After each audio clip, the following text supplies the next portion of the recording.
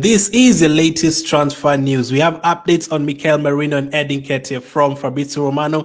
Looks like these two particular deals are about to reach the end finally. As I've always said, I'm 99% sure Merino is going to be an Arsenal player, and I still think Nketiah will be leaving Arsenal. And I'm definitely an advocate of don't sell him for 15 million just because you want to get rid of him. No, teams are going to come in for him. You're going to get offers that we want. Let's go and get whatever we want for him, and let's see how it goes. But we'll come to Nketiah. Let's start with Mikel Merino. What's the latest on him? When is he going to be joining us? Will he be here before the Emirates Cup? Will he be here before the start of the season?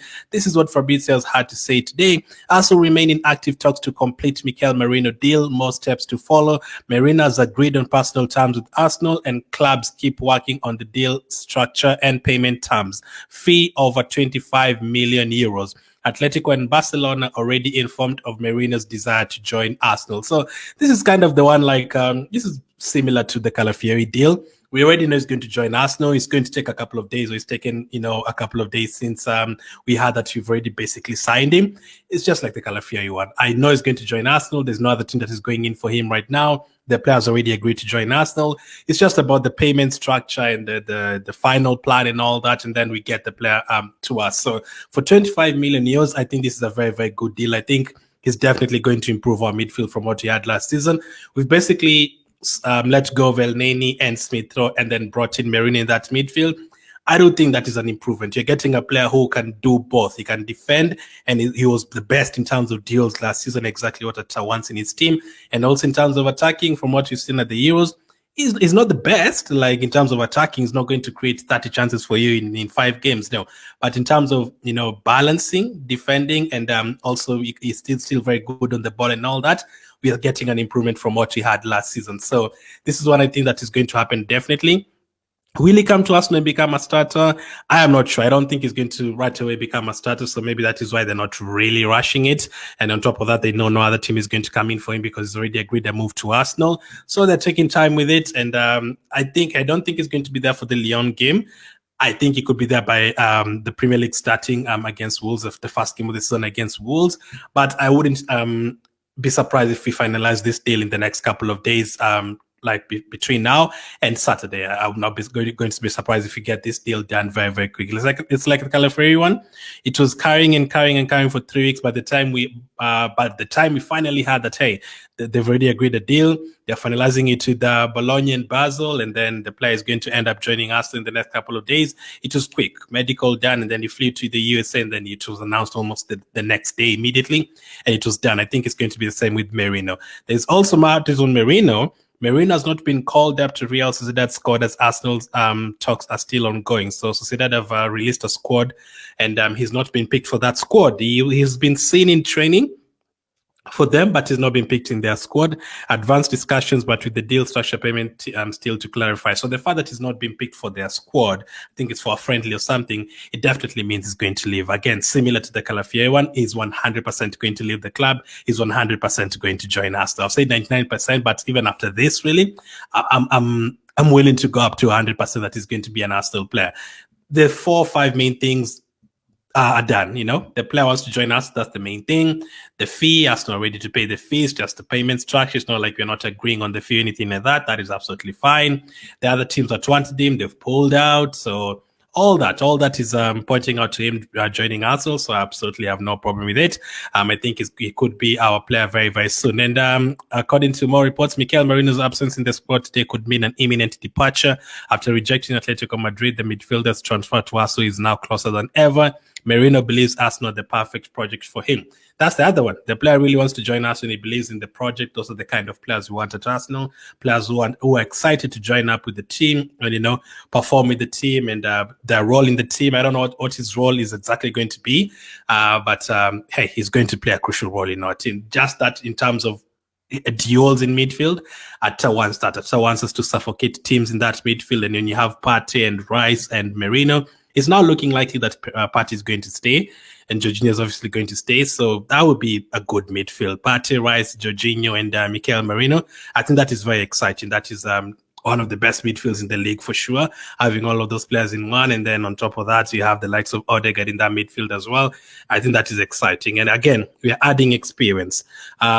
We signed Trossard at around 27 and Jorginho at around 30 over the last, we actually signed them in the same transfer window last year, January. We are now adding more experience. A player who's 28 years of age is going to add experience to our team. We have a lot of young players, obviously. Most of our players are, 20, 21, 20, 23 there, but we're adding experience in that. Now, I saw someone in the comments on one of the videos about Merino saying, nah, it's too old. Nah, that is his prime. 27, 28 is your prime, and he can sign a 4 or 5 year deal right now, and he can be here until he's 32, 33. Sell-on value is a different case. We might not be able to sell him in the next 3 years, but as long as he delivers for us in the next 2-3 years, we are good. As long as he adds something to whatever we're trying to achieve this year, that is absolutely fine. And I think he's definitely going to bring something. And I'm excited to see him getting started at Arsenal. I think we're going to get a breakthrough either on Friday or Saturday. Let's see how this deal advances. But this one is one to watch for sure. And do we have any more on him? Yeah, you're basically Fabrizio saying we've agreed personal terms, just it. So yeah, it's just finalizing the deal. 25 million euros, that's around 21 million pounds or something. I think that's a very, very good deal for an experienced player who has just won the Euros recently. He's coming to join up with a lot of Spanish people in the team, with Raya and Nketiah and Nketiah and all those guys. Excited for him to get started. So that's the latest on Merino. He'll be an Arsenal player very, very soon.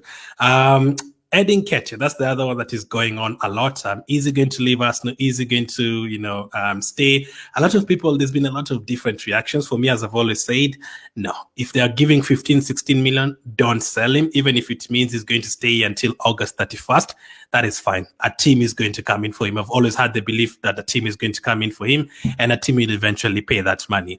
We've had Leicester one team, we've had Crystal Palace one team, we've had Wolves one team, we've had Marseille want him and all of these guys.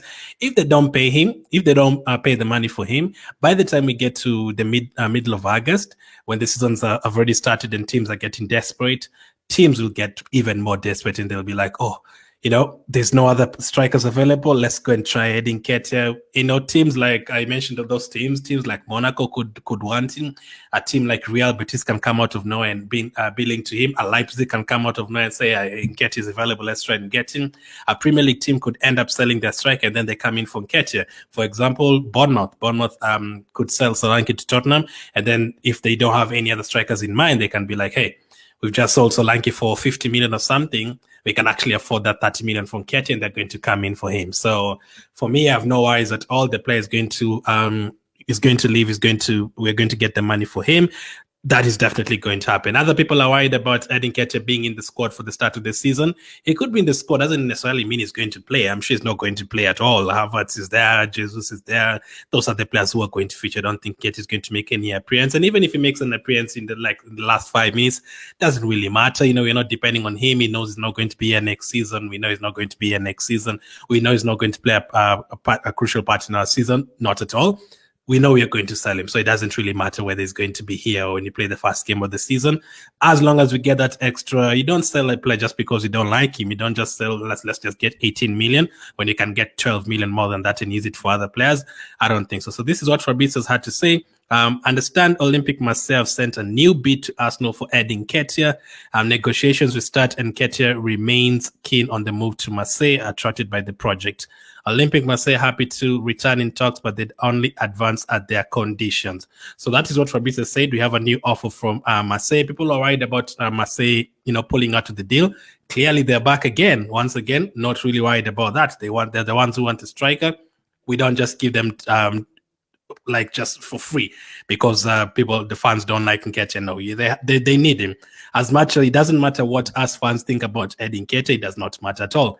Marseille want the player. They don't think, the Arsenal fans think Nketiah is not good enough, but Marseille clearly don't. Marseille want him. Marseille want him in their team. So make them pay what you want for him. So it doesn't matter whether we like him or not. Another team wants him. They like him.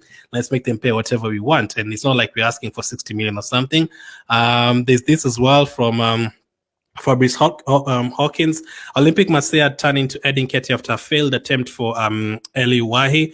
Arsenal are asking for around 25 million euros. So eventually it's going to like 30 million euros. I think that 25 million could be like initial payment and then add-ons later on. I think us are looking for 30 million, as we've been told. So the 25 million euros could be, the first payment at first and then add-ons later on. So similar to the Smith Rowe one. Smith Rowe one is 27 million pounds plus 7 million pounds in add-ons. So you just receive 27 million and then 7 million later on if he achieves I think he plays a certain number of games or he makes appearances or scores a certain number of goals, all that, or, keeps them up in the Premier League for the next 2 seasons, all that. If all those targets are hit, you're going to get the add-ons. So I think with that, Nketiah as well, it could be the add-ons that, I think Arsenal are happy with the add-ons maybe from Marseille. But the thing that Arsenal are not happy with is the initial fee, and Marseille, I think, are not happy with also the sell-on clause. I think Arsenal have like a 15% sell-on clause there or something, like when Marseille come and sell him later in the future, we are going to get some money in it. So it's going to take us some time to get the deal done. There's a lot that still has to be agreed. The initial fee, the add-ons, are they going to pay add-ons? Do we have a sell-on clause or a buyback clause? All that. The player wants to join Marseille. Arsenal want to sell the player. The team wants Edin Nketiah. We know Edin Nketiah has no future at Arsenal. We are looking for another striker. We already have Havertz and Jesus, who looked very good the other day. You already have a lot of other forward players in Trossard and Martinelli and Saka. So there's no future for Nketiah there. Like it would be a disaster even for him to stay at Arsenal. He's not going to get any game time at all. So I think he'd be wasting his time. So not right at all. Teams are going to come in for him, even if Arsenal and Marseille don't agree over the next 2-3 days. Other teams are going to come in for him. Teams from Netherlands, PSV could want him, a championship team could want him, another Premier League team could want him, and they become desperate, and you're going to eventually get that money. We're not asking for too much. And do I think Edin Nketiah is worth 20 million? I don't think Edin Nketiah is worth 20 million. I actually do think he's worth more than 30 million. As I said, however much we dislike him, however much people don't think he's good enough, I dislike Nketiah, by the way, but there's fans who dislike him and there's fans that totally hate him, like they don't want the sight of him, like, destroys them. I'm not like that. I know it's not the answer that you wanted to ask. So I know it's not going to take us to the level you're trying to go to. But I have no problem with seeing him at Arsenal right now and then you sell him on August 31st. No problem. As long as we get the money that we want, we're not desperate to sell him today because people don't like him. No, let's get that money. Let's use that money. Maybe that money we could use it to buy Gyökeres, and people are like, nah, sell him for 15 million. We learned from the Calafiori one. People are saying, just pay the money, just pay the money. No, we negotiated for a couple of more weeks and he dropped that down to 40 million at 30 something million pounds, at 3 million pounds. So the extra negotiations will help. So for me, let's wait for the money that we want to be paid for Edin Nketiah. We've always been terrible sellers. Let's now start selling players well. Let's start getting money that we want for these players. He has scored Premier League goals before. He has the Premier League experience. He's been involved in title races, so he will take some experience back to Marseille. And I think he'll score 15 goals for them, so get as much money as you can for him. That's the latest on Edin Nketiah and Mikel Merino. I think these 2 particular deals will be done in the next 1 week. Hopefully by this weekend we have a breakthrough. I don't know if they are linked. There's been talks from other fans saying maybe they're linked. Maybe Arsenal waiting to sell Nketiah, then buy Merino. I don't know if that is the case. I don't know if that's the same money that is being involved or the other way around. Do you want to buy Merino and then sell Nketiah? I don't know. It's not connected because one is a striker, one is a midfielder. But in terms of money, it could be connected. Let's see how it goes. Thank you for watching, and I'll catch up with you guys on the next one.